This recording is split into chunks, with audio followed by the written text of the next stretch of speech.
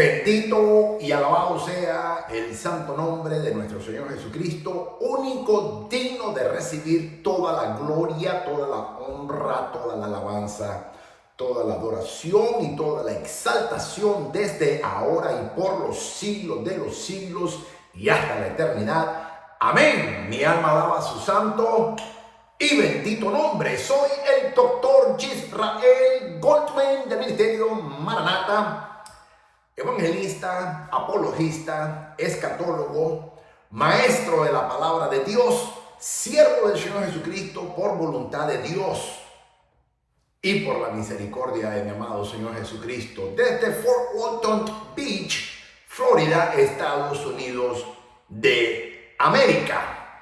Y el día de hoy voy a darte la séptima enseñanza de nuestro estudio de evangelismo.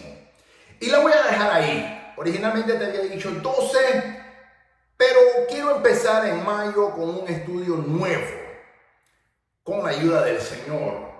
Así que hoy será la séptima enseñanza, un tema muy importante como todos los otros que he tocado, que he enseñado, porque nos va a ayudar y te voy a dar estrategias. La enseñanza de hoy la he titulado Respuestas a las preguntas y objeciones.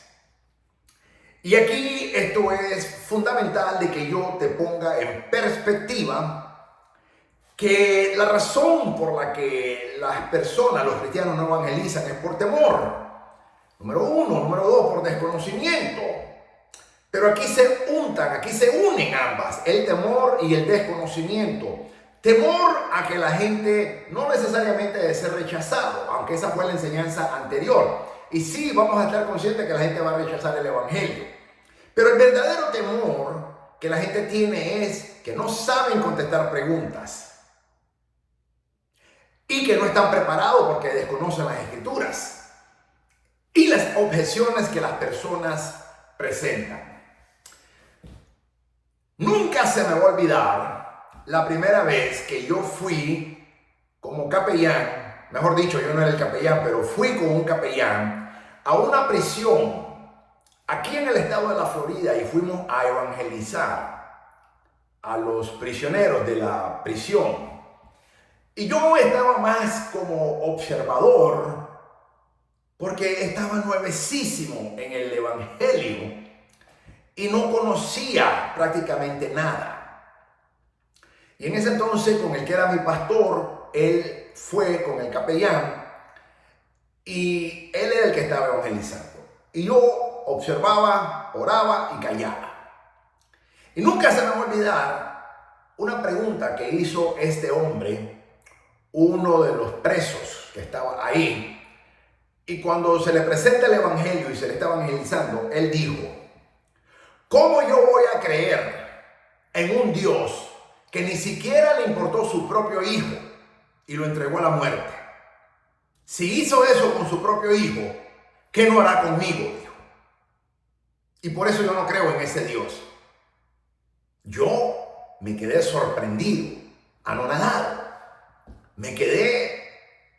Yo no hubiera sabido qué responder.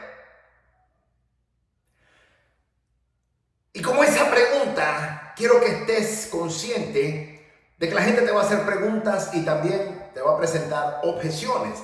Él hizo tanto una pregunta como también una objeción. Hoy en día, después de muchos años de ministerio y por la misericordia de Dios, yo sé cómo responderle a esa persona. Pero en aquel entonces yo no sabía. No recuerdo cuál fue la respuesta que le dio el pastor que yo andaba con él, que andaba evangelizando. Pero por ejemplo la respuesta es Juan 3:16. Porque de tal manera amó Dios al mundo, que dio lo mejor que él tenía. Lo mejor que Dios tiene es su unigénito Hijo Jesucristo, para que todo aquel que crea en él no se pierda, mas tenga vida eterna. Esa es la respuesta que yo hubiera dado hoy día. Pero en aquel entonces, como no conocía las escrituras, me quedé mudo, sin poder decir nada. Y así es como nosotros vemos y aprendemos es en el campo evangelístico, es en el campo misionero, es en el campo de batalla o es en la jungla espiritual, como le llamo yo.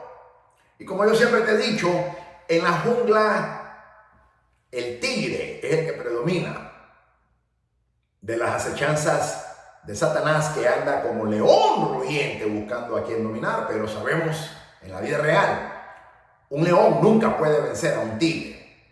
Y yo me autodenomino un tigre espiritual en la jungla espiritual, cada vez que voy como un evangelista que Dios me ha llamado a ser, un evangelista fiel para la gloria de Dios. Y nosotros tenemos que estar conscientes de que el enemigo va a usar preguntas y objeciones en la mente de las personas. Y esta es la razón por la que mucha gente tiene temor.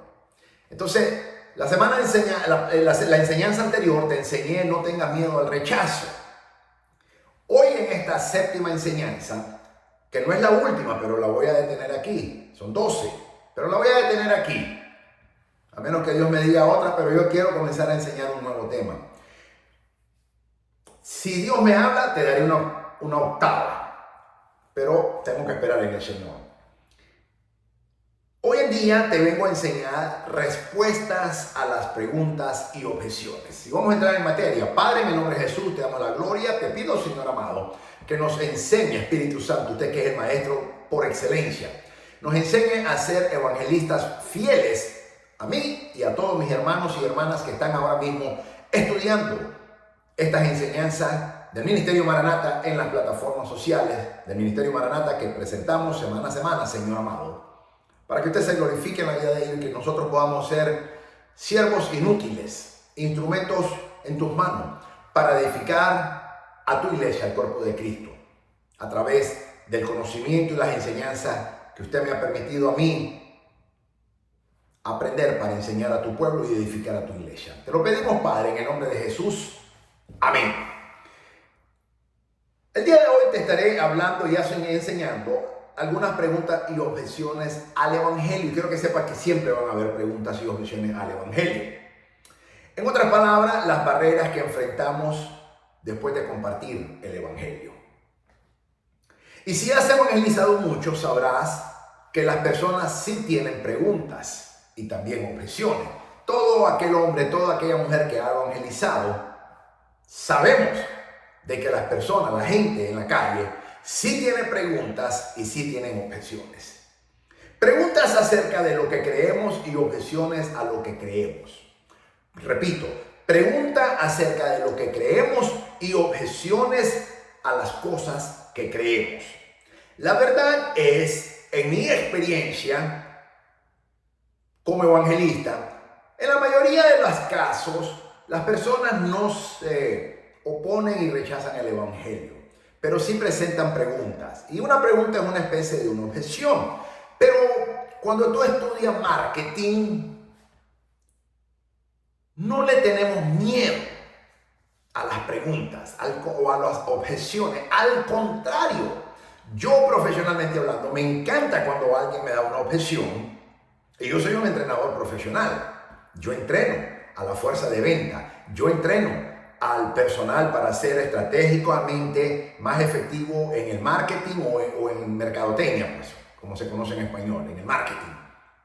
Yo enseño a pensar estratégicamente. Yo enseño a hablar estratégicamente. Yo enseño a comunicarse estratégicamente, verbal y no verbalmente. Yo enseño eso, yo capacito a la fuerza de venta. Entonces, sabemos que cuando la persona no hace ninguna pregunta, eso es un peligro. Pero cuando una persona te tira una objeción o te hace pregunta, eso es bueno porque hace que la persona ahora se involucre contigo en el tema.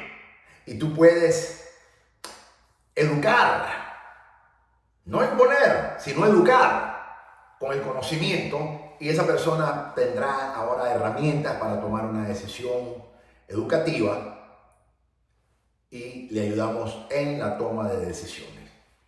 Entonces, como evangelista aplico ese mismo concepto.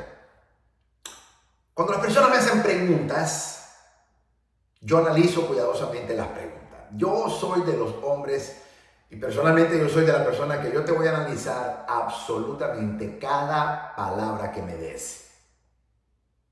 Voy a analizar en el tiempo que me lo estás presentando. Voy a analizar el contexto. Voy a analizar si es escritura, te voy a ver hasta la última coma, hasta la última tilde, hasta el último acento te lo voy a ver, porque yo escribo de esa manera, lógicamente, profesionalmente. Te voy a ver cómo escribes. Cómo escribe la persona me dice quién es esa persona a mí. Y cómo habla la persona me dice cómo es esa persona. Entonces yo soy 100% analítico y yo analizo cada pregunta, como también cada objeción. Y en el campo evangelístico no hay ninguna diferencia. Hago exactamente lo mismo. Y por eso te enseño y te enseñé las 4 E del evangelismo. Hace 2 enseñanzas, en la enseñanza número 5 te enseño eso. Entonces, para recordarte hay que ser estratégico. Primero hay que ser eficaz, hay que ser eficiente, número 1, hay que ser eficaz, número 2, hay que ser estratégico, número 3, y hay que ser educado, número 4. Esas son las 4 E en el evangelismo. Entonces, hay que ser eficiente con el tiempo. Hay que ser eficaz. Yo te estoy evangelizando para traerte a la cruz de Cristo, no para hablarte simplemente del evangelio y después dejarte a tu opción si lo quieres o no lo quieres aceptar. No, yo te voy a llevar a la cruz de Cristo, como hizo la mujer samaritana en Juan capítulo 4, cuando la mujer trajo a toda la comunidad samaritana y los trajo a Jesús. Ese es el objetivo de presentar el evangelio. Cuando nosotros evangelizamos es para llevar a la gente a Cristo. ¿Por qué? Porque yo no salvo. El que salva, tú tampoco. El que salva es el Señor Jesucristo. Y nosotros como evangelistas eficientes, si solo presentamos el evangelio y no lo llevamos a la cruz, no hemos hecho nada. Tenemos que llevarlo a la cruz. Tenemos que llevarlo a Cristo, como hizo la mujer samaritana en Juan capítulo 4. Entonces, esa es la manera eficiente que yo soy. Soy estratégico porque yo pienso estratégicamente. Yo sé que hay un enemigo que opone para que la luz del evangelio no resplandezca en la vida de las personas que no tienen a Jesucristo, ni que están siendo gobernadas por el Espíritu Santo. Y si la persona no está siendo gobernada por el Espíritu Santo, está siendo gobernada por Satanás. Así de sencillo. O estás con Dios o estás con Satanás. O te gobierna Dios o te gobierna Satanás. O dirige el Espíritu Santo tu vida o la dirige Satanás y sus demonios. Entonces yo estoy consciente de eso. Y número 4, me educo en la palabra de Dios. Soy un evangelista educado, quiero decir, educado en las sagradas escrituras, estudiando las sagradas escrituras. Cuando yo digo educado, me refiero a ser un estudiante de la Biblia, un estudioso de la palabra de Dios. Eso es a lo que me refiero. Entonces, esas son las 4 E del evangelismo que ya te enseñé. Entonces, yo estoy consciente de que las personas que no tienen a Cristo todavía, acuérdate a ti, acuérdate a mí. ¿Cuántas veces no nos presentaron el evangelio? Muy raras veces en la primera la aceptamos. Según Barnes, un estudio que sacó, dice que las personas necesitan escuchar el evangelio entre 7 u 8 veces antes de tomar una decisión. Algunos de nosotros necesitamos escucharlo aún más antes de tomar la decisión de aceptar a Cristo. Entonces necesitamos escuchar esa palabra, pero el evangelista que nos está presentando el evangelio nos tiene que llevar a la cruz de Cristo, a la oración de arrepentimiento, como hizo la mujer samaritana que fue y trajo a toda la comunidad samaritana y le dijo: Él es el que salva. Y Él me dijo mi pasado y mi futuro, Él es el Cristo. Eso es lo que tú y yo tenemos que hacer, llevar a esas personas a la cruz, presentar el evangelio y luego llevarlos a la cruz de Cristo para que se arrepientan. Entonces hemos cumplido verdaderamente la misión como evangelistas fieles que somos. Entonces nos van a hacer preguntas, como ese hombre que te puse, que estaba tan enojado, que dijo: ¿cómo yo voy a creer en ese Dios que ni siquiera le importó su propio hijo, sino que lo entregó a la muerte? Si lo analizas desde un punto de vista, bajo un análisis completo, ese hombre tenía razón. Ese hombre tenía razón. Pero si yo no doy una respuesta satisfactoria con las escrituras, Juan 3:16, ¿por qué Dios lo entregó a su hijo a la muerte? Porque de tal manera amó Dios al mundo, que nos ha dado a su unigénito hijo. Lo más precioso que Dios tiene es su hijo Jesucristo, nuestro Señor y Salvador. a la humanidad para que todo aquel que en él crea no se pierda, mas tenga vida eterna. Esa fue la razón por la que Dios lo hizo. Entonces, cuando yo doy esa respuesta satisfactoria a través de la palabra de Dios, esa duda, esa pregunta queda contestada y esa objeción pierde valor. Y es la manera que tenemos que hacer. Entonces la gente va a hacernos preguntas. Ese es un pequeño ejemplo, pero a mí me han preguntado muchas cosas. Ahora te voy a mencionar algunas muchas veces sin sentido que me han preguntado. Y ahí te quiero enfatizar algo porque hay una enseñanza ahí. Así que ¿qué podemos hacer cuando alguien dice no gracias? Si es educada la persona. O te tiran la puerta en la cara como me la han tirado a mí. O cuando tienen alguna pregunta. Yo prefiero que me hagan una pregunta a que me digan, no, estoy bien, muchas gracias, todo bien, muchas gracias. Yo prefiero que me den una objeción. Yo prefiero que me hagan preguntas. Bueno, eso es exactamente lo que hoy te voy a estar enseñando. En primer lugar, observemos cómo la Biblia nos dice que debemos lidiar con las preguntas y objeciones. La Biblia es clara y es específica. Veremos qué debemos decir a las preguntas y objeciones más comunes. Hay unas que son más comunes. Una última cosa antes de iniciar, dos recursos que pueden ser muy útiles en esta área son un libro que se llama Christian Apologetics and Research Ministry. Eso lo puedes encontrar en carm.org. carm.org. Se llama Christian Apologetic and Research Ministry. Apologética cristiana y ministerio de investigación. CARM, sus siglas en inglés, carm.org. Te recomiendo que lo busques. Y también está gotquestion.org. GOTQUESTIONS.org. No obstante, recuerda que la Biblia es el único recurso infalible en el mundo. Así que como los judíos de Berea, según el libro de los Hechos, capítulo 17, pon a prueba todo lo que hoy te voy a enseñar. Y en cualquier página web, o en cualquier libro, o en cualquier prédica que tú escuches, a partir de este momento, contra las Sagradas Escrituras. Pablo habló de los judíos de Berea en Hechos capítulo 17. Pablo dice que los judíos en Berea examinaron todo lo que él enseñaba conforme a las Sagradas Escrituras, quiere decir a la Torah y a la Tanakh, y creyeron por eso. Y tú y yo tenemos que hacer lo mismo, no hay diferencia. Ok, el tema número 1, ¿cómo deberíamos responder a las objeciones contra el Evangelio? La Biblia nos dice al menos 6 cosas acerca de cómo hacerlo. A. Deberíamos esperar objeciones. Esto es fundamental. Cada vez que tú y yo vamos a evangelizar, tenemos que esperar objeciones. Tenemos que esperar preguntas y objeciones. No nos asustemos, no le oremos a Dios que no vengan. Yo le oro a Dios que vengan. Yo le pido a Dios que las personas me hagan preguntas. Yo le pido a Dios que esas personas que yo voy a evangelizar me den objeciones. Porque en el momento que me hacen una pregunta o me dan una objeción, me dan la autoridad para responderle y para presentarles otros recursos que los van a convencer. Acuérdate que no es mi apologética la que salva. Es la palabra de Dios, es el Evangelio. Pero es el Evangelio que yo voy a enseñar y a presentar.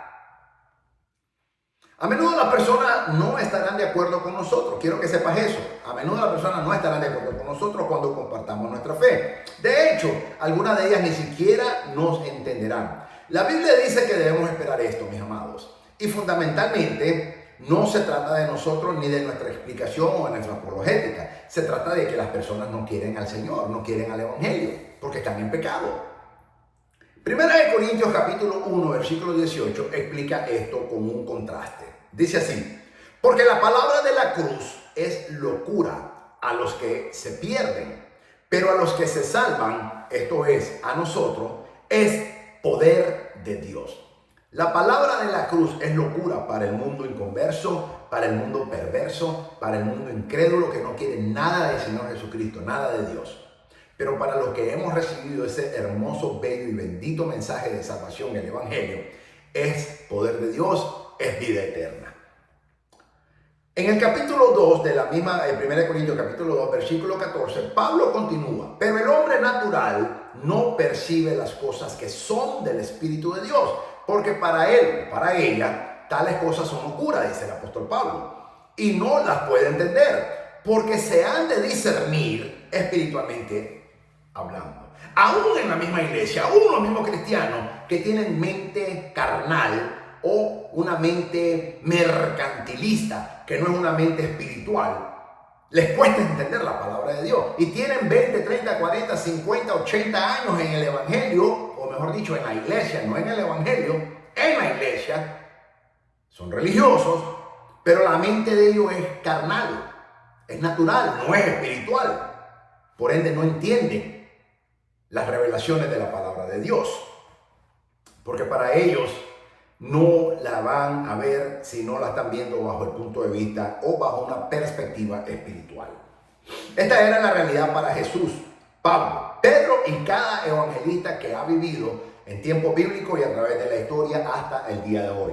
La gente rechazó lo que ellos dijeron entonces y objetarán y cuestionarán y aún rechazarán lo que tú y yo nosotros digamos ahora. Pero esta realidad no debería llevarnos al miedo ni a la desesperación. Debería más bien impulsarnos, debería motivarnos para prepararnos para las preguntas de estas personas.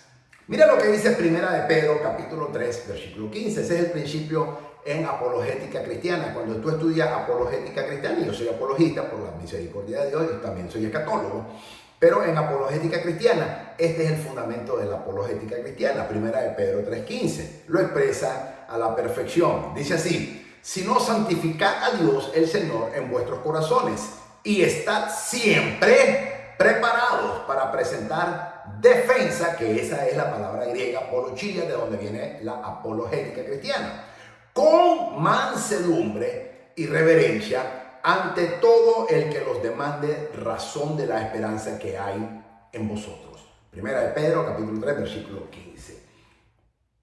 Está siempre, no dice de vez en cuando, no dice solo cuando salgan, pero dice siempre, no dice solo cuando vayas a la iglesia, no dice solo cuando hables del evangelio, no dice solo cuando vayas a evangelizar, dice está preparado siempre.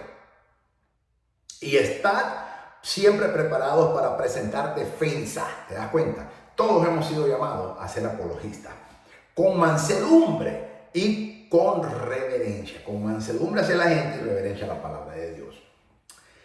Y aquí hay un problema, que muchas veces los cristianos se ponen a la defensiva, son muy inmaduros, son emocionalistas, mira hermanos, a mí me han dicho cosas pestes del Señor Jesucristo, horribles del Evangelio.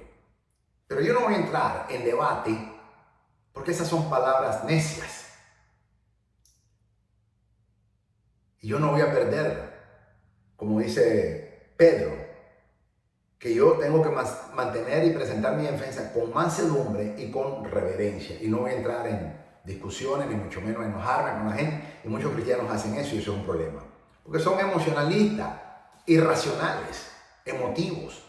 Pero uno tiene que tener una madurez espiritual, también una mansedumbre y sobre todo una reverencia que tenemos que hacerle al Señor. Entonces la Biblia nos dice que esperemos objeciones y preguntas, que estemos listos para contestar preguntas sobre lo que creemos y por qué lo hacemos. No solamente en lo que creemos, sino por qué lo creemos. B, debemos manejar las objeciones con mansedumbre y reverencia. Cómo respondemos puede ser importante como lo que decimos. Cómo respondemos puede ser tan importante o tal vez más que lo que decimos. Hay un dicho, una expresión que dice, no es lo que dices, sino cómo lo dices. Muchas veces tú podrás decir algo, pero no crea el mismo efecto, sino cómo tú dices eso. Dos personas pueden decir exactamente lo mismo, pero la diferencia está en cómo lo dicen ambos, es lo que va a impactar a la gente. Colosenses capítulo 4, versículo 6 dice, confirma aún más este punto. Sea vuestra palabra siempre con gracia, sazonada, con sal, para que seáis como debéis para que sepáis cómo saber responder a cada uno. Voy a repetir. Colosenses 4:6. Sea vuestra palabra siempre con gracia, sazonada con sal, para que sepáis cómo debéis responder a cada uno.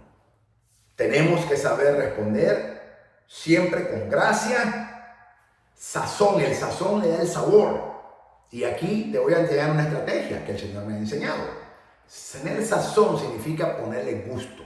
Imagínate una carne que no esté sazonada o un pollo que no esté sazonada. Vas a ver feo.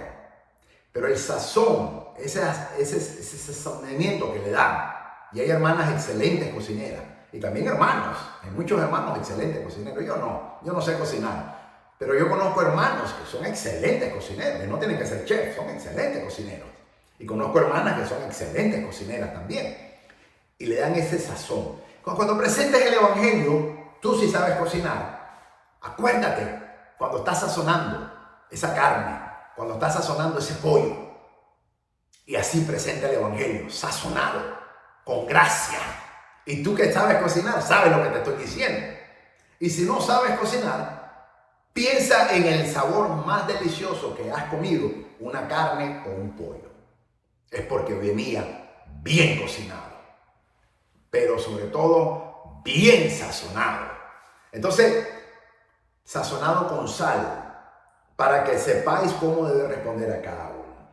Deberíamos ser amables y amorosos con las personas que tienen preguntas y objeciones.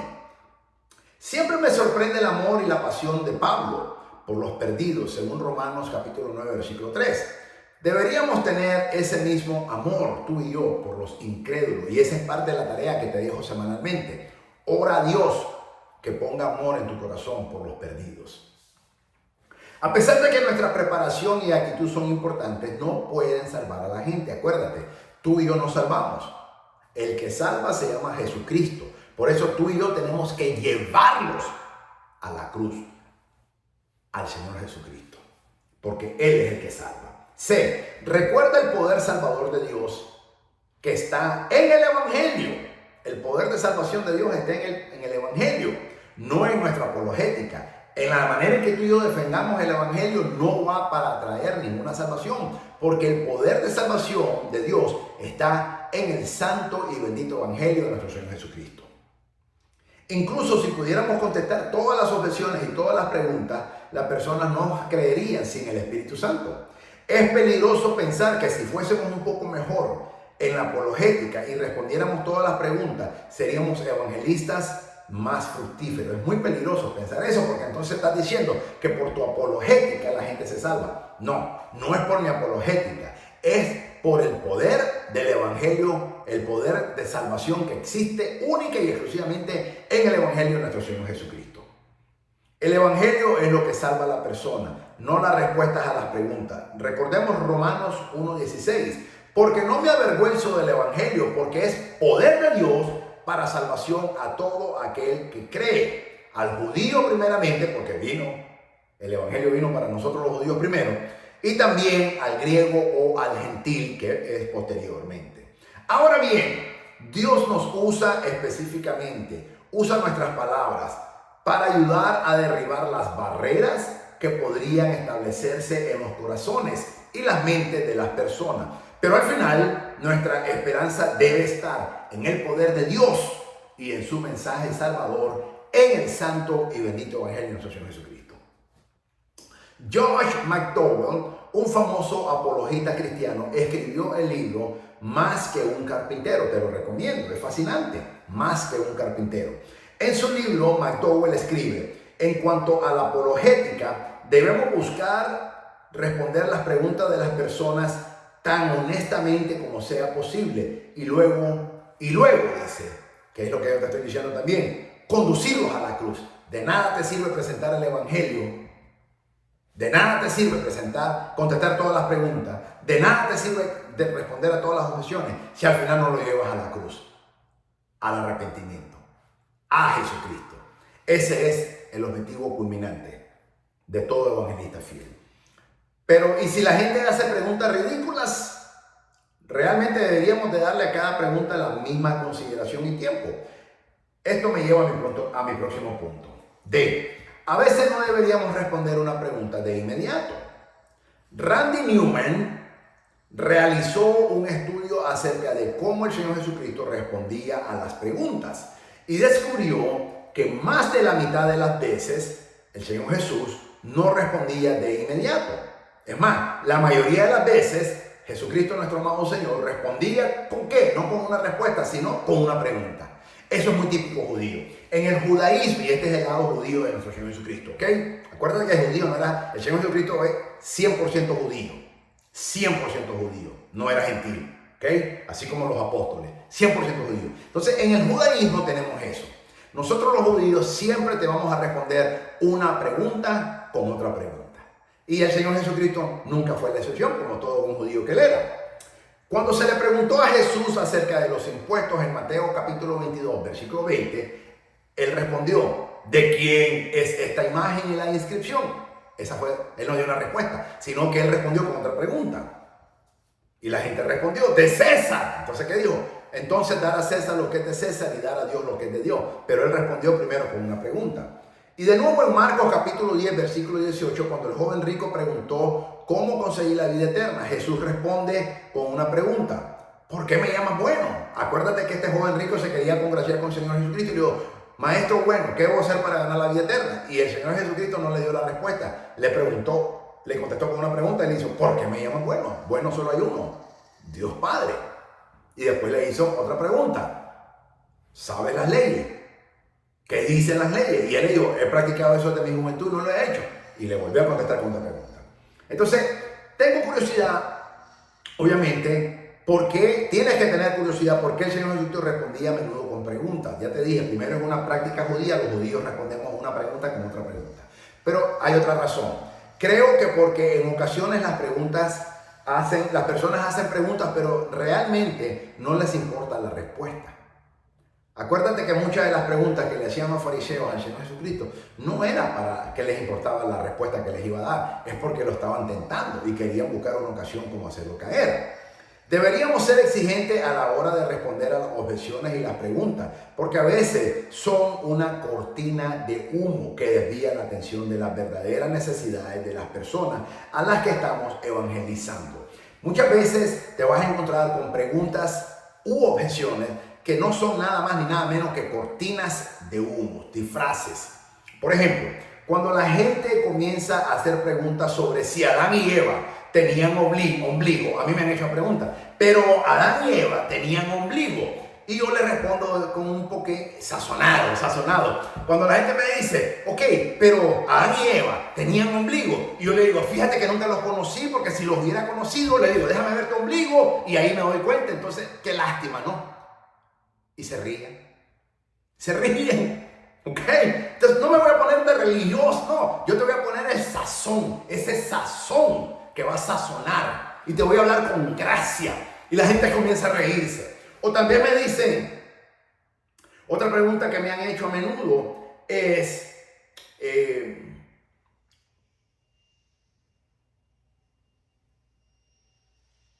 la típica pregunta, pero ¿por qué la Biblia no habla de los dinosaurios? Cuando hay evidencias científicas. Es una pregunta muy clave. Entonces yo le respondo de la misma manera y le digo, fíjate que yo no tengo más de 6 millones de años o 60 millones de años o 500 millones de años, como la gente dice, porque aún los mismos científicos no se ponen de acuerdo. Entonces no sé. Y me quedan bien y ya, se acabó el problema. Entonces yo les podría decir, porque Génesis capítulo 1, versículo 1 y Génesis capítulo 1, versículo 2 se llaman etapas perdidas y ahí pasaron billones de años, pero a la gente no le interesa eso. Esas son una cortina de humo. Entonces, la creación, Génesis capítulo 1, 1 y la recreación, Génesis capítulo 1, versículo 2. Y ahí fue la caída de Satanás. Y ahí es donde hubo un mundo. Dios hizo un mundo perfecto, pero en el versículo 2 dice que el mundo estaba desordenado y en tiniebla. Dios no hace desorden ni mucho menos tiniebla. Entonces, entre el versículo 1, capítulo 1 de Génesis y el versículo 1.1, Génesis 1.1 y Génesis 1.2, ahí eso se conoce como etapas perdidas. Y ahí pasaron billones de años hasta que Dios recrea el mundo nuevamente. Pero a la gente no le interesa esa respuesta. Dios se la hace dar. Pero a la gente no le interesa esa respuesta porque es una cortina de humo. Entonces yo le digo, fíjate que no sé, yo no tengo 60 millones de años o 100 millones de años o 500 millones de años porque los mismos científicos no se ponen de acuerdo porque ni ellos mismos saben. Entonces no sé, la verdad, no sé. Estoy loco por ver un dinosaurio, pero no lo he visto hasta el día de hoy. Y la gente se ríe. Ya, quité esa, mira, sopla. Esa es una cortina de humo de distracción que Satanás te está poniendo. No entres en esas cosas. Por eso hay que ser estratégico. Tenemos que pensar estratégicamente y saber cuando una pregunta requiere que la conteste. Y la voy a contestar con otra pregunta, como lo hacía mi Señor Jesucristo y como un judío que soy, lógicamente. Pero hay preguntas que no merecen ser contestadas. Probablemente puede distinguir que sus preguntas no son tan serias. No te enredes con esas preguntas. Recuerda, el Señor Jesucristo no lo hizo. Nosotros tampoco deberíamos. Vemos esto cuando Jesús habló con la mujer samaritana en el pozo, Juan capítulo 4.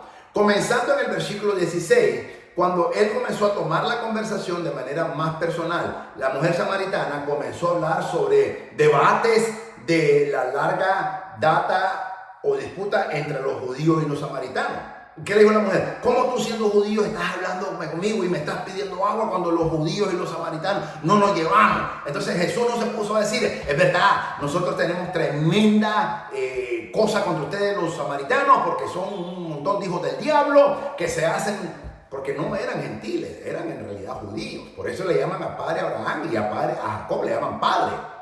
Pero eran unos judíos que eran más mundanos que el mismo diablo. Y esa mujer se había echado a 6 y seguía adelante. Y todo el mundo en Samaria eran perversos, eran más mundanos que el mismo diablo. Y entonces no guardaban la ley, no se santificaban para Dios. Entonces por esa razón es que los judíos y los samaritanos no nos llevábamos.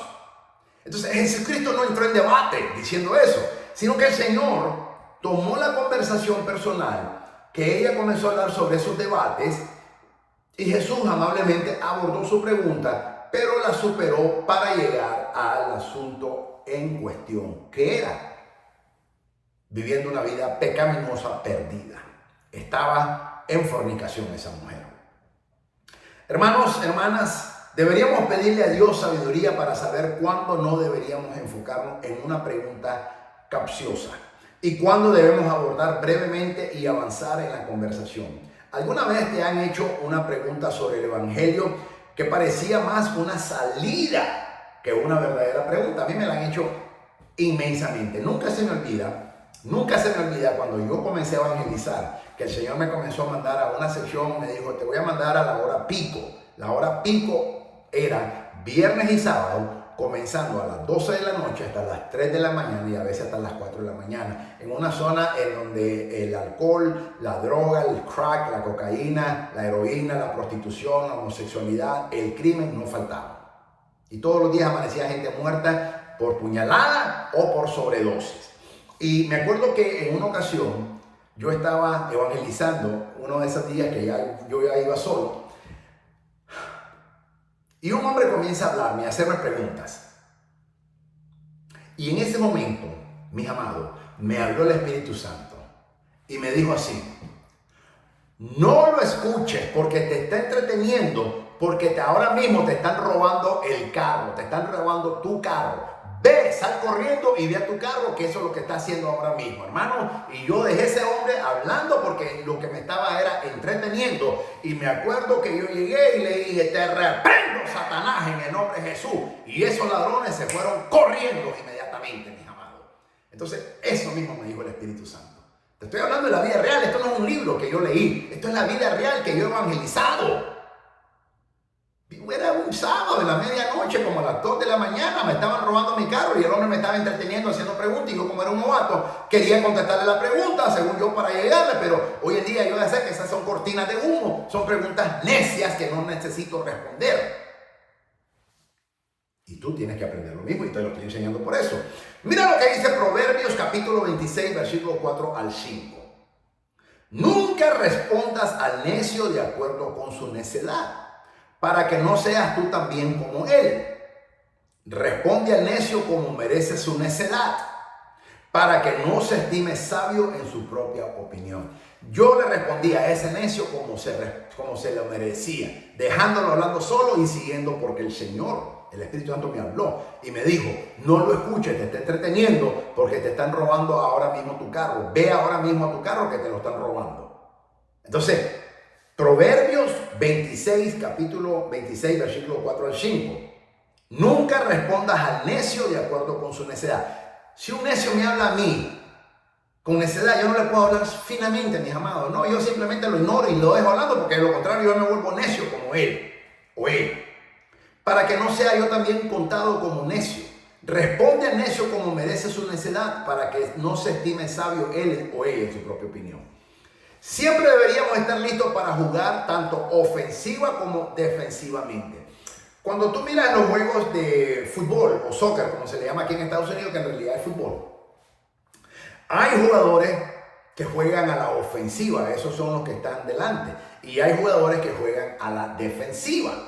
Entonces, los jugadores que van a la ofensiva son los primeros que están en la línea, esos son los que van a meter el gol. Esos son los Pelé, esos son los Maradonas, esos son los Messi, esos son los goleros, los que meten el gol. Esos van a la ofensiva. Así tenemos que ser tú y yo. Pero también hay jugadores que se quedan atrás, casi por donde está la zona del arquero, cuidando, porque si se les arrebata el balón o el otro equipo la agarra y viene, tienen que estar protegiendo la zona del arco, de la net, para que no metan el gol. Entonces tú y yo tenemos que ser y jugar tanto a la ofensiva como a la defensiva cada vez que evangelizamos. Deberíamos defender la esperanza que tenemos en Cristo. Deberíamos indicar a las personas las respuestas que tenemos en las Escrituras y testificar de la fidelidad de Dios partiendo de nuestras propias experiencias. Pero también deberíamos estar listos para jugar ofensivamente. Con esto quiero decir que deberíamos desafiarlos haciéndoles preguntas a nosotros. Yo le hago preguntas a la gente. Y cuando el que hace la pregunta está en control. El que hace la pregunta está en control. Entonces yo los desafío. Pregúntales acerca de las grandes preguntas de la vida con las que todos luchamos. Pregúntales sobre el origen, el significado, la moralidad, el destino. O por ejemplo, yo le pregunto a la gente, si tú mueres en este momento, ¿a dónde vas? Esa es la primera pregunta que yo le hago. Y mucha gente me puede decir, al cielo. Y le digo yo, ¿y por qué? Es la segunda pregunta que le hago. Entonces me pueden decir, porque es que yo hago cosas buenas, yo no le hago daño a nadie, porque yo ayudo al prójimo, porque yo aquí, porque yo allá, y comienzan a alabarse. Y entonces ahí vengo la tercera y les digo, la Biblia dice que las obras más buenas de los hombres para Dios son como trapos de inmundicia, lo dice Isaías. No es por nuestras obras que somos salvos, es por nuestra fe en el Señor Jesucristo. Romanos capítulo 10, versículo 9 al 10. Porque con el corazón creemos para arrepentimiento, pero con la boca confesamos. Tenemos que creer con el corazón, arrepentirnos con el corazón. Yo creo en mi corazón que Cristo es Jesucristo. Jesucristo es su nombre. Él es mi Señor y Salvador y Él murió en la cruz del Calvario en sustitución mía. Pero yo confieso en mi boca que Jesucristo es mi Señor y es mi Dios para que Dios me perdone.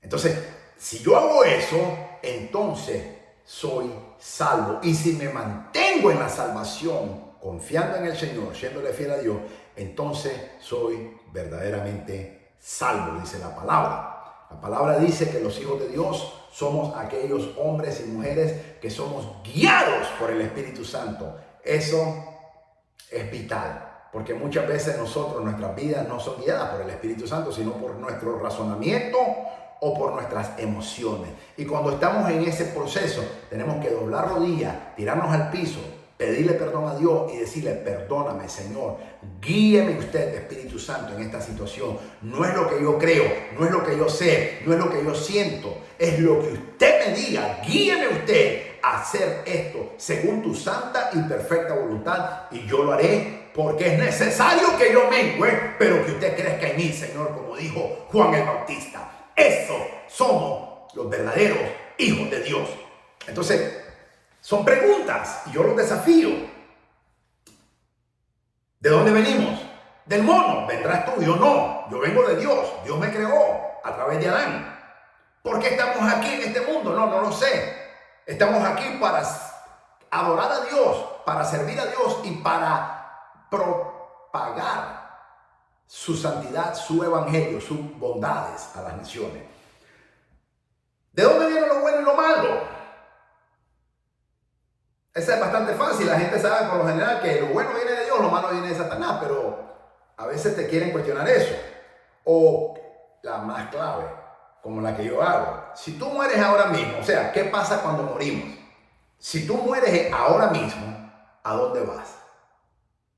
No le digas al cielo, no le digas al infierno. Solamente pregunta, si tú mueres en este momento, ¿a dónde vas? Algunos te van a decir, voy al cielo. Nadie, todavía a nadie yo he conocido que me diga, pues fíjate que yo voy directo al infierno. Todavía no he conocido a nadie.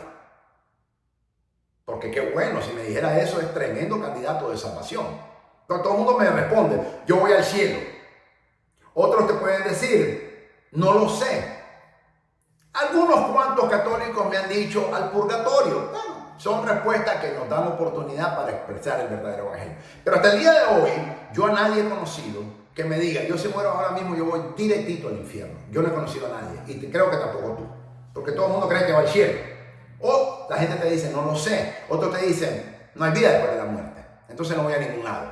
Entonces esos son argumentos, objeciones, que son oportunidades para compartir el evangelio. Naturalmente la vida continúa haciendo algunas preguntas a las personas a través de sus experiencias y como evangelistas fieles que tú y yo somos, deberíamos hacer lo mismo, deberíamos ayudarlos a considerar qué cosas son de suma importancia.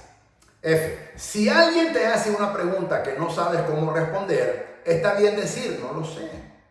A veces yo digo, aunque yo sepa la respuesta, a veces yo lo digo. Dependiendo. Hay momentos en que la pregunta tan fácil. Yo sé la respuesta. Pero a veces intencionalmente le digo, ¿sabes qué? Qué interesante tu pregunta.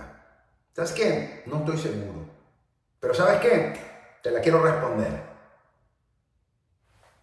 Miremonos otro día y te la respondo. Y en realidad lo hago estratégicamente, porque yo la podía haber contestado en ese momento. Pero yo quiero una segunda oportunidad para seguirlo evangelizando y testificando, que ya lo estoy discipulando. Entonces, no siempre, le doy algunas, pero no todas.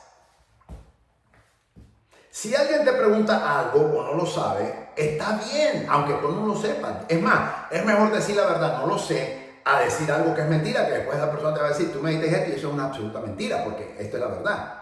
Entonces, quedas como un mentiroso y pierdes toda credibilidad. Es mejor decir, ¿sabes qué? No lo sé, pero déjame investigar y yo... Es más, contactémonos la próxima semana y yo te doy esa respuesta.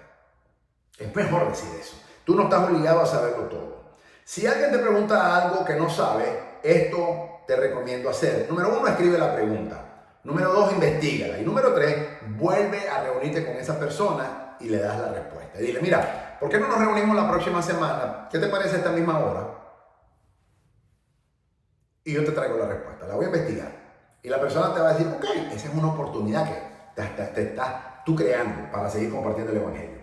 Una vez escuché a alguien decir que a la hora de quedarse perplejo con una pregunta sobre el evangelismo, podían atraparlo una vez, pero no dos. Para esta persona el evangelismo fue una forma de fortalecer su propia fe. Era una forma de que él entendiera más por qué creía en lo que creía. Eso me pasó a mí. Esa persona soy yo.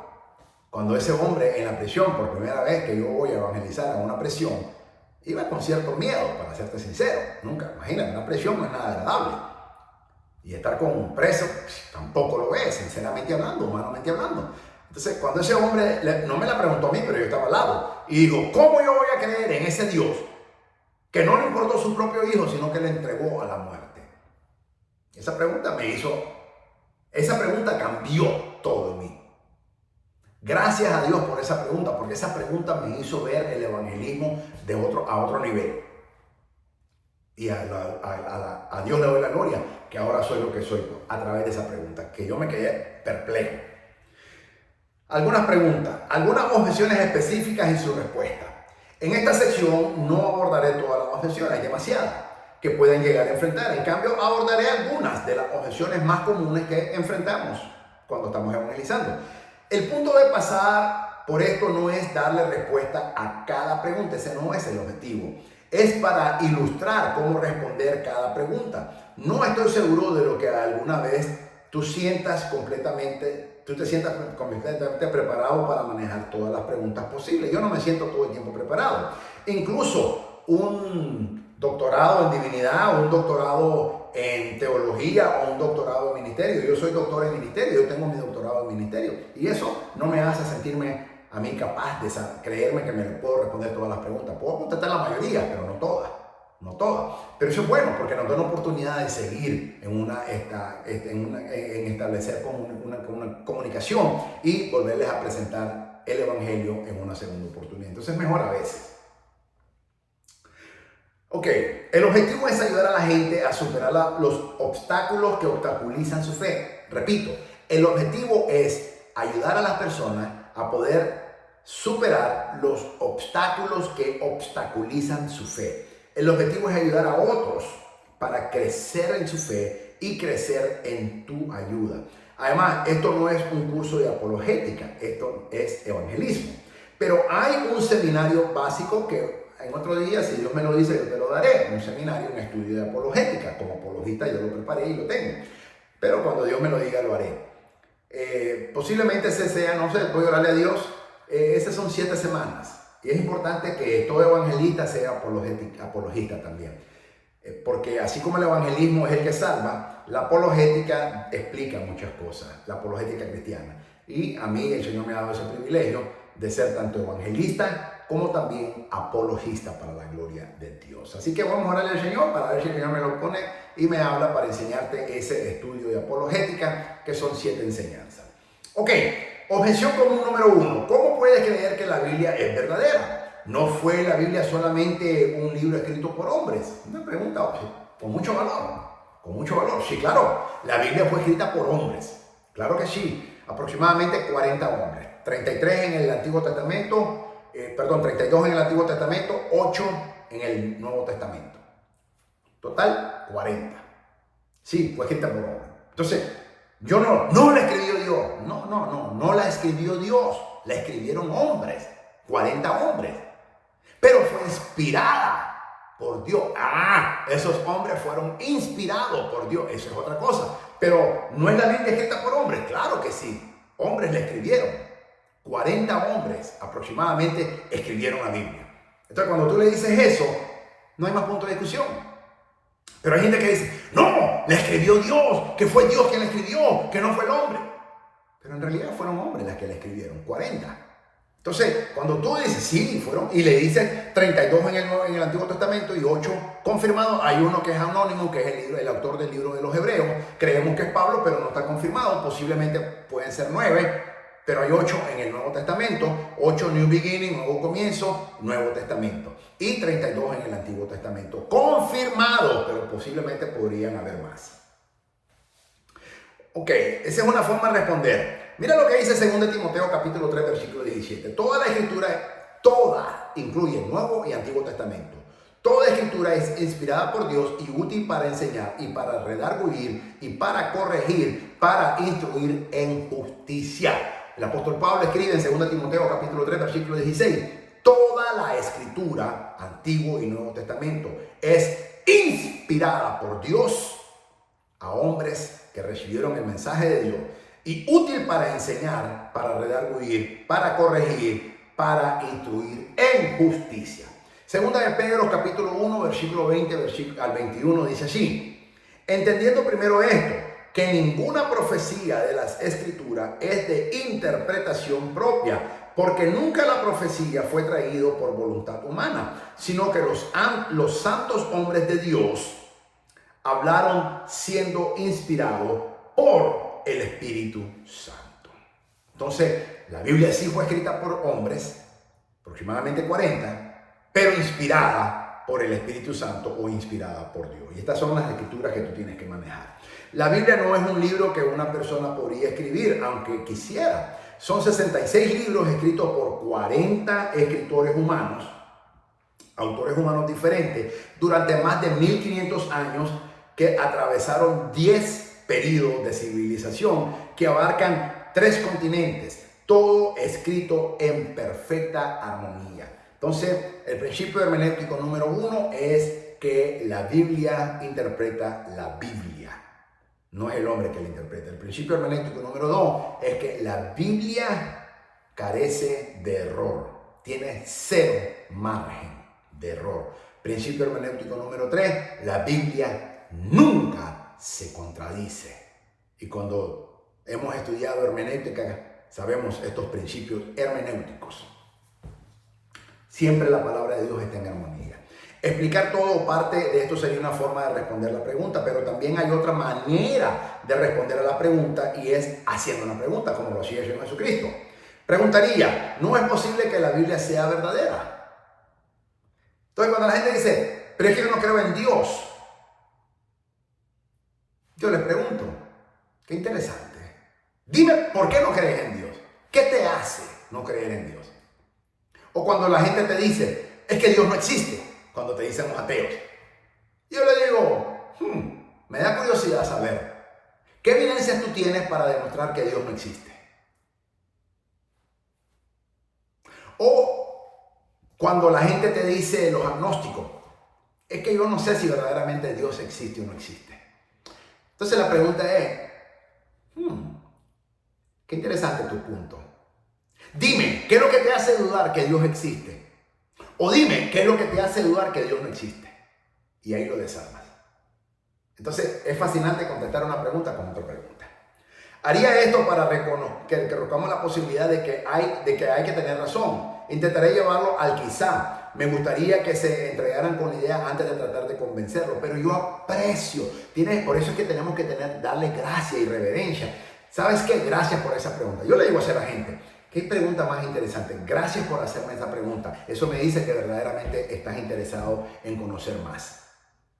¿Te das cuenta? Mira el efecto sazonador y con la gracia como lo estoy diciendo y también con el grado de reverencia que le estoy diciendo a la persona. Yo nunca le digo a la gente qué pregunta más estúpida, aunque lo sé, porque hay preguntas estúpidas. Pero siempre me voy con gracia y le digo, interesante tu pregunta. Ayúdame a entender por qué tú dices tal cosa o por qué tú acabas de decir, qué evidencias tú tienes, cómo tú puedes defender tu postura. Y esas preguntas sobre preguntas desarman a cualquiera y ellos mismos se dan cuenta que lo que están diciendo a veces es incongruente o ilógico. Nuestro trabajo al responder objeciones y preguntas no es necesariamente guiar a las personas a Jesús en una conversación, es moverlos lentamente a través del espectro mediante una serie de conversaciones. Es conversacional. Tal vez en una serie de semanas. Hay personas que aceptan al Señor Jesucristo en un mismo momento. Hay personas que son semanas. Por ejemplo, yo hablaba con la hermana Mercy allá en Miami. Me contó, me dice, doctor Goldman, la vecina mía está al lado del apartamento de ella. Yo le compartí el evangelio y cada conversación lo hacía de una manera conversacional. Y cada conversación era una oportunidad que yo tenía para presentarle el evangelio. Y pasaron creo que más de 2 años.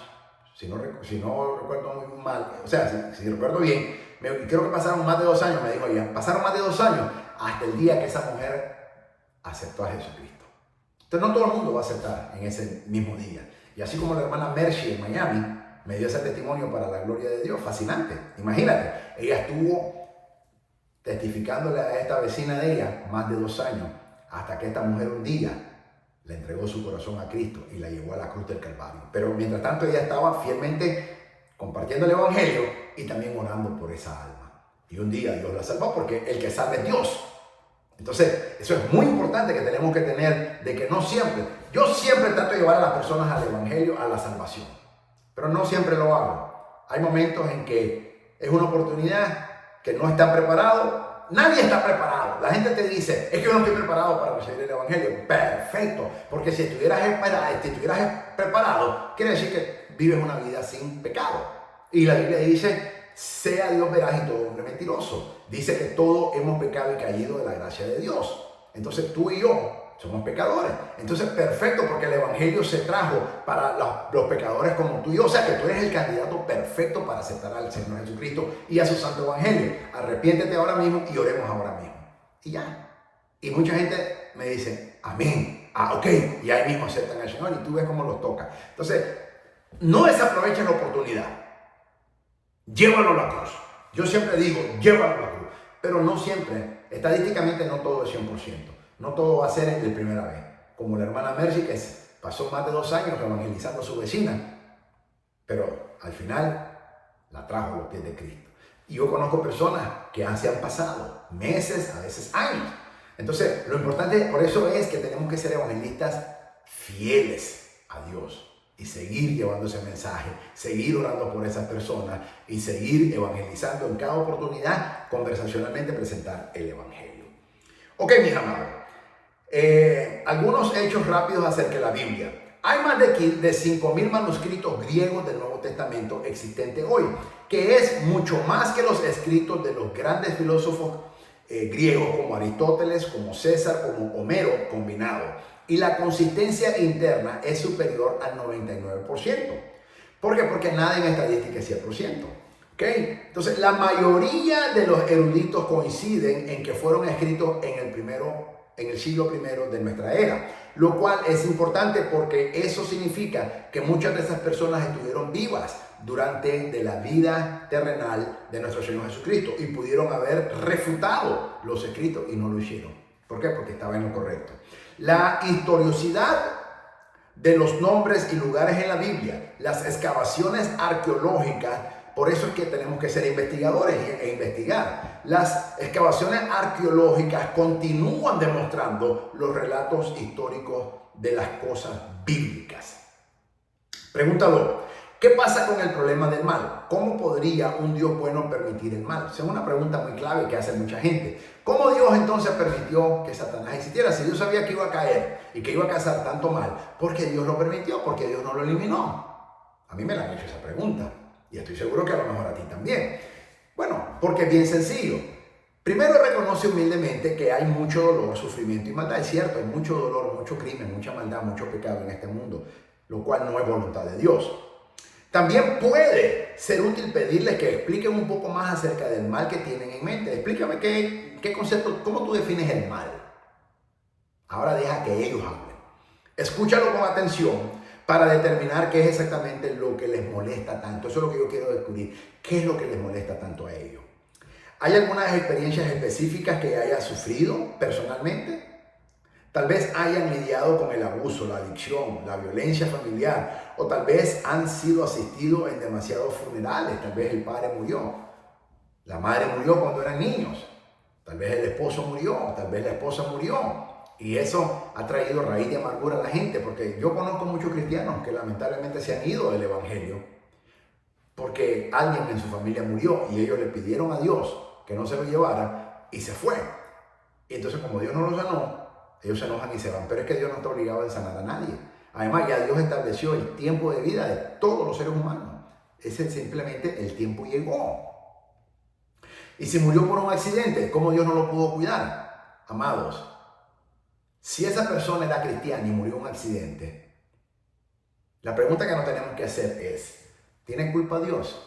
Una vez me acuerdo que yo escuché una mujer evangelista que ella dio el testimonio y dijo que ella era muy rebelde como cristiana y que el Señor le dijo que no fuera a un lugar que ella tenía que ir. Y aún así, ella desobedeció. El esposo le dijo, no vayas porque no siento de Dios que tienes que ir. Y ella dijo, yo tengo que ir porque tengo que hacer un negocio y yo no puedo perder eso porque son tanto dinero que voy a perder. Y ella iba a comercializar. Fue contra la voluntad de Dios. Fue contra la voluntad de su esposo. Dios le habló directamente. Dios le habló a través de su esposo. Y una mujer que no se sujeta a su esposo es peligroso. Porque yo nunca he visto un cuerpo que ande en la calle caminando sin su cabeza. Pero lamentablemente muchas mujeres así andan. Y digo lamentablemente porque es triste esto, mi hermano. Y ella contó que cuando ella iba en el camino, un bus chocó con el auto de ella. Y cayeron por un despeñadero. Y esa mujer quedó paralítica. Paralítica quedó. Y esa mujer daba el testimonio.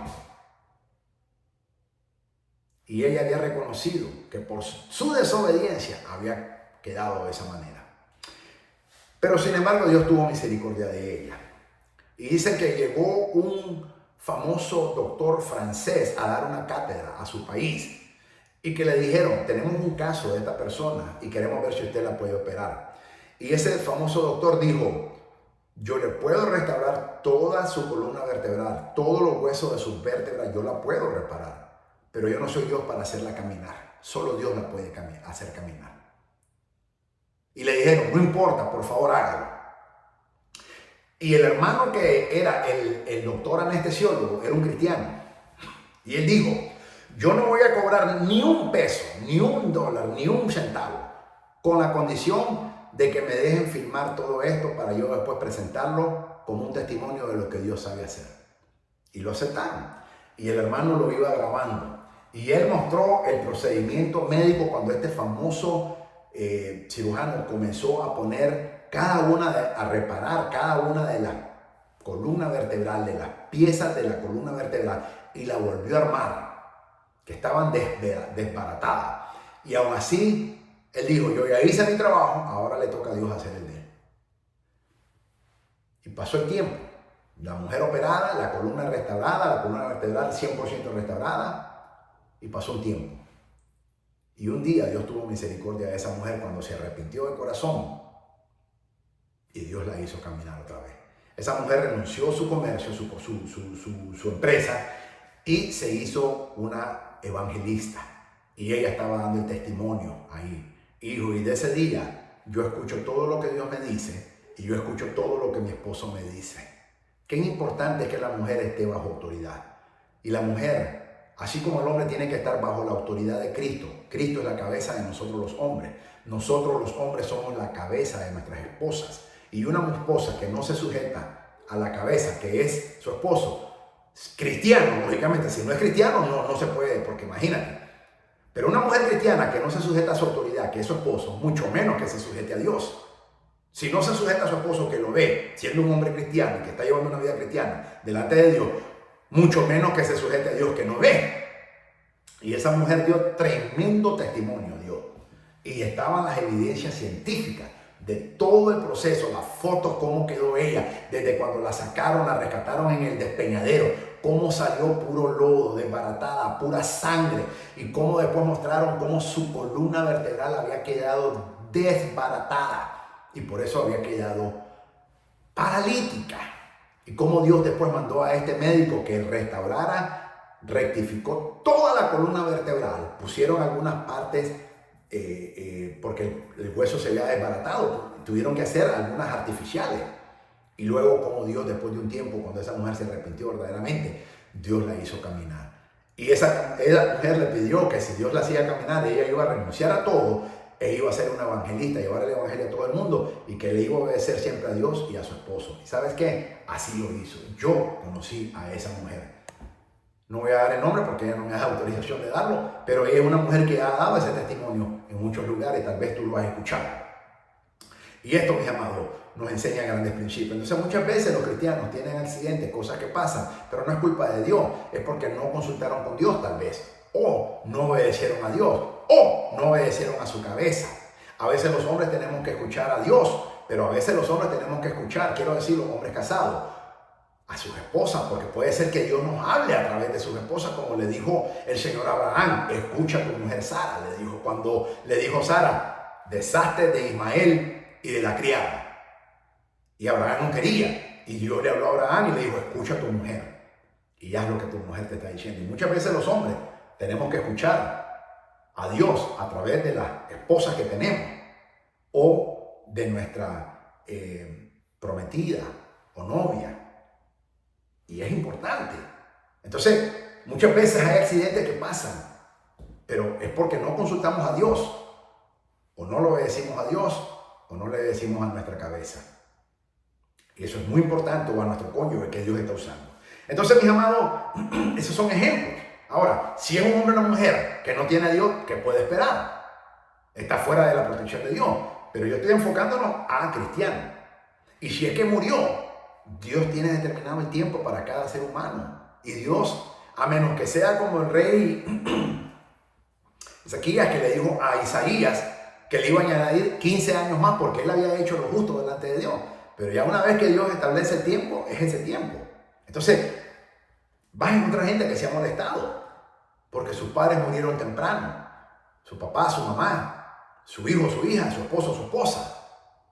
Entonces, hay que entender esas preguntas y son puntos válidos, pero tenemos que saberle dar una buena explicación. Entonces se encuentra esto en Génesis capítulo 50, versículo 15 al 21, nos habla cómo Jacob, Israel, siendo muy viejo y en su lecho de muerte, Y después de que Jacob muere, los hermanos entran en pánico y piensan que José puede ser vengativo con ellos.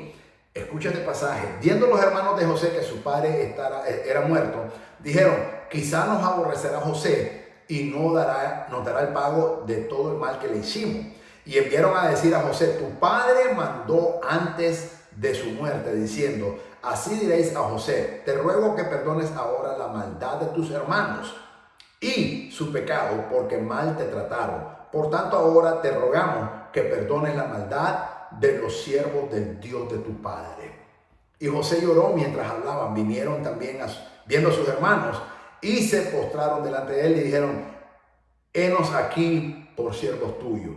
Y él respondió, José, no temáis. ¿Acaso estoy yo en lugar de Dios? Vosotros pensaste mal contra mí, mas Dios lo encaminó a bien para hacer lo que vemos hoy, para mantener en vida a muchos pueblos. Entonces fíjate el mal que le pasó a José. Sabemos el mal que le pasó a José, un hombre joven de 17 años que amaba a Dios, que estudiaba la Torá con su padre Jacob. Aún el Mitra nos enseña de que él estudiaba también con Melquisedec. Entonces, él amaba la palabra de Dios. Y la Biblia es tan específica y tan narrativa. ¿Cuánto mal le pasó a José? Pero José nunca culpó a Dios. Y al final, aún sus propios hermanos le trajeron esto, que Jacob no había dicho eso, eso era una mentira. Pero él le dijo, ¿acaso soy yo Dios para juzgarlo? No. Todo el mal que ustedes hicieron contra mí, Dios lo cambió en bien para salvarlos a ustedes, a la nación nuestra de Israel y a muchos pueblos. Entonces, aún lo malo que nos pasa, Dios tiene un propósito. Y no tenemos más opción que alabar a Dios, agradecer a Dios y recibir lo que Dios nos quiere, porque algo nos está enseñando el Señor. Y no nos gusta, no nos gusta. Yo soy el primero que protesto, no nos gusta. Pero también doblo rodillas, le pido perdón a Dios y le digo, perdóname y ayúdame a aceptar tu santa y perfecta voluntad. Ok, entonces te traje eso porque no hay mejor ejemplo clásico que José. Tantas cosas malas que le pasaron a José, siendo un hombre recto delante de Dios. Otro ejemplo que tenemos, por supuesto, Job. Entonces, aún para los creyentes en lo malo, hay un plan de Dios, que al final, como dice Romanos 8:28, recuerda que si Dios permite que algo nos ocurra, Romanos 8:28 dice también que todo lo malo, Dios, no hay nada malo que nos pase a nosotros, sin que sea aprobado por Dios, permitido por Dios, y Dios va a hacer algo bueno. Aún de lo malo Dios va a sacar algo bueno. Puede que no haya sino tantos malos como Hitler o Stalin, pero al final no seremos comparados con él. Seremos juzgados de acuerdo con los estándares perfectos de Dios. Jesús también le explicó que daría a Dios lo que importa el mal y el que odia el mal. Vemos esto en la cruz del Calvario hace unos 2000 años. Dios derramó su castigo e ira por nuestros malvados pecados sobre su amado Hijo Jesucristo. Él odia tanto el mal que envió a su Hijo único Jesucristo a morir como sustituto de todos nosotros, los pecadores, la raza humana, como yo, para que nos arrepintiéramos de nuestras maldades, de las acciones malas y que aceptáramos y confiáramos en el sacrificio expiatorio de nuestro Señor Jesucristo, y por eso es que somos salvos. Sin embargo, hay otra forma de ver cuánto odia Dios la maldad. Lo leemos en la Biblia y es el último día del juicio. Tristemente, para aquellos que no se han arrepentido de sus pecados, experimentarán de primera mano cuánto odia Dios el pecado. Eso lo dice Apocalipsis capítulo 21 en el gran trono blanco. Un día Dios va a juzgar a toda la maldad. Ahí, Jesucristo nuestro Señor, según Apocalipsis capítulo 1, cuando la humanidad entera esté, los que no son salvos, estén delante del gran trono blanco de Dios para ser juzgado, y los libros se van a abrir y todo lo que hablamos, dijimos, pensamos, se va a caer. Y ese día, el que no se encontró inscrito en el libro de la vida será lanzado al lago de fuego y azufre, donde estará el anticristo, o sea, la bestia. El anticristo es dos, la bestia y el falso profeta son los dos primeros candidatos, y tercero, Satanás. Ahí será lanzado. Entonces, él juzgará a todos aquellos hombres que no quieran nada de él.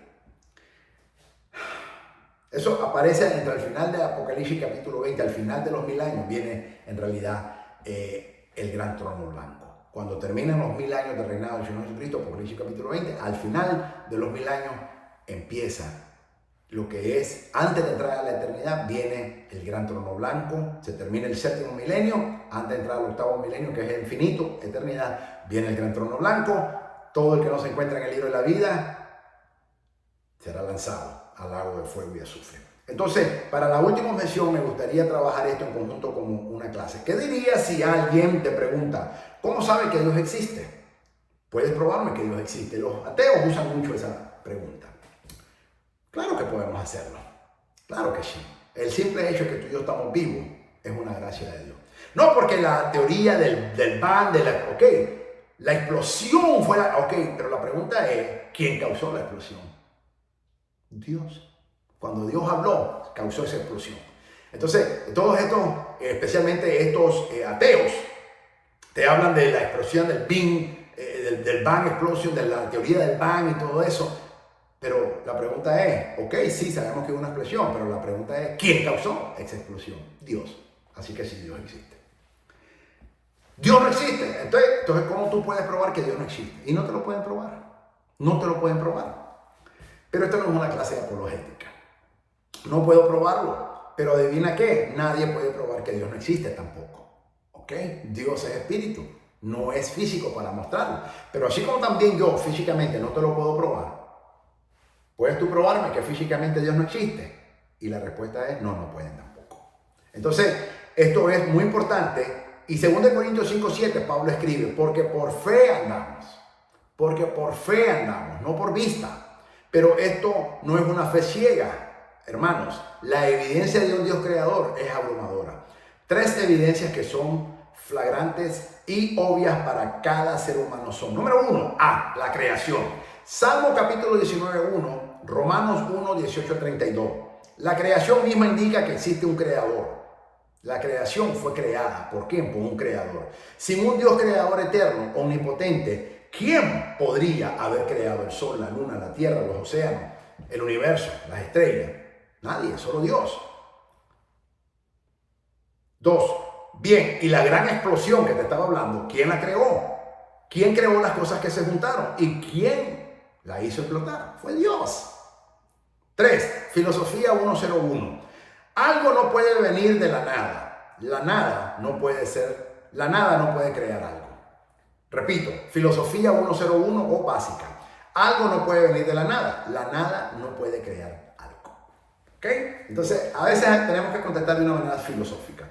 La conciencia, Romanos capítulo 2. Nuestra conciencia muestra que un Dios creador y bueno nos hizo conocer lo justo de los injustos y el bien del mal. ¿Cuántos se enojan cuando escuchan noticias de ataques terroristas? ¿Cuántos se enojan cuando escuchan noticias de niños que han sido abusados o secuestrados? ¿Cuántos se enojaron por el tiroteo en la iglesia o en la sinagoga que han sucedido? Muchos.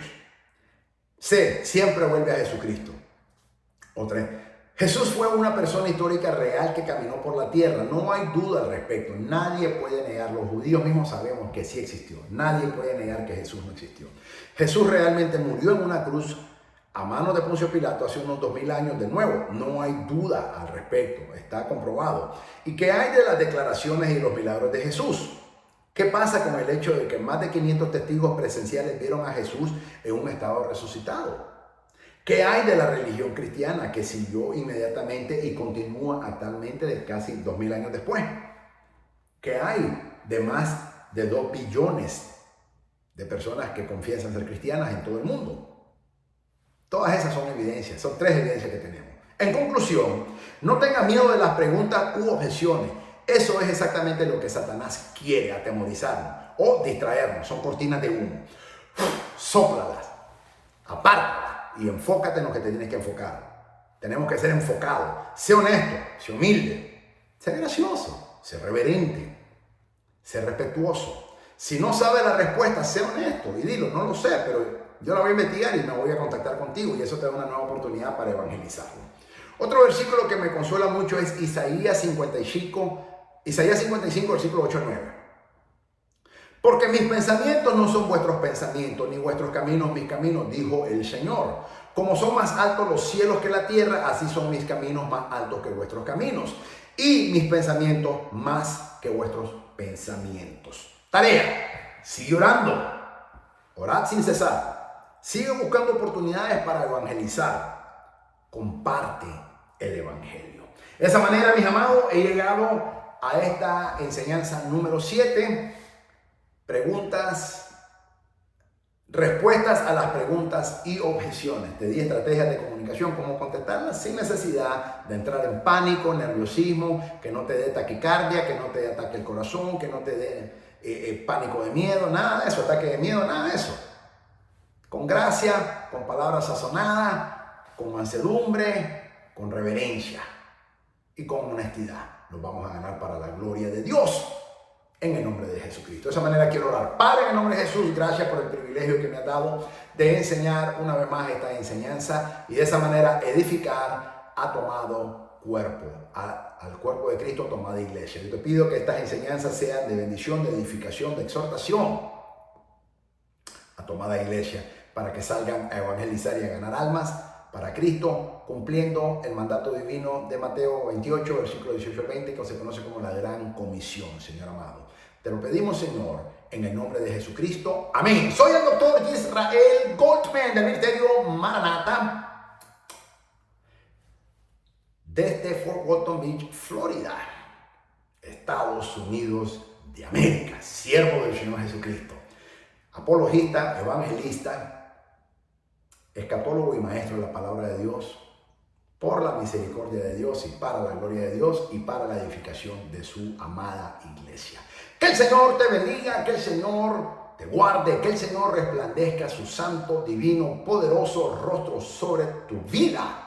Que el Señor te dé gracia, que el Señor te dé paz, que el Señor te abra oportunidades para llevar su santo y bendito evangelio a las naciones y que el Señor te haga, a ti y a mí nos haga evangelistas fieles para la gloria de su santo nombre y que podamos ser instrumentos útiles de honra en su mano para alcanzar a los perdidos en el nombre de Jesucristo. Amén. Maranatha, el Señor viene pronto y nosotros, su iglesia, su amada iglesia, su novia, juntamente con el Espíritu le decimos, sí, ven Señor Jesucristo, que te esperamos. Gloria al santo nombre de Jesucristo. Amén.